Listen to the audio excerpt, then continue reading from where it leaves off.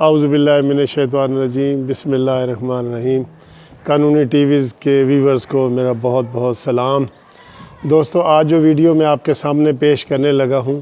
وہ وکلاء کے الیکشن۔ کل 12 جنوری کو پورے پنجاب میں وکلاء کے الیکشن ہوئے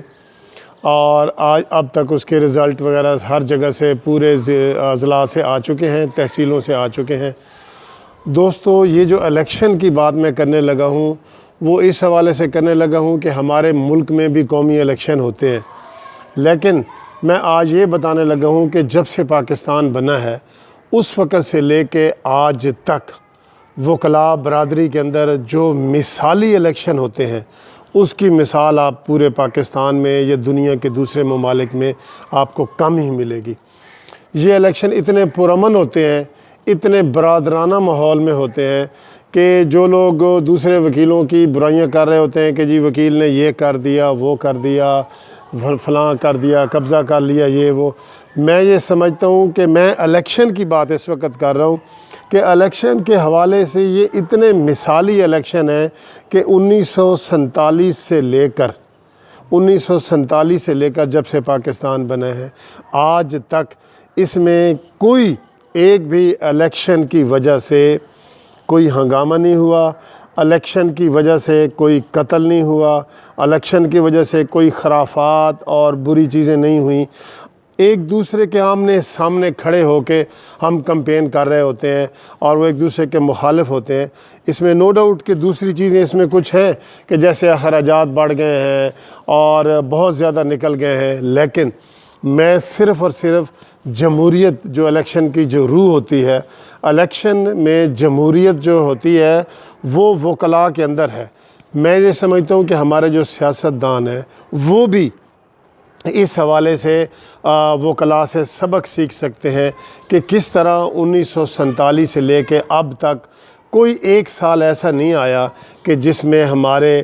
وکلاء کے الیکشن نہ ہوئے ہوں، یا مارشل لاؤں کے دور میں الیکشن نہ ہوئے ہوں، یا کوئی بھی بہانہ کر کے سپریم کورٹ سے لے کے نیچے تحصیل لیول تک کوئی کابینہ یہ کہہ دے کہ اس سال ہم نے الیکشن نہیں کروانے اور وہ کوئی بہانے ڈھونڈے کہ جی سیلاب آ گیا ہے یا کوئی اور چیزیں آ گئی ہیں۔ تو دوستو، یہ بڑی ایک مثالی چیز ہے الیکشن کے حوالے سے۔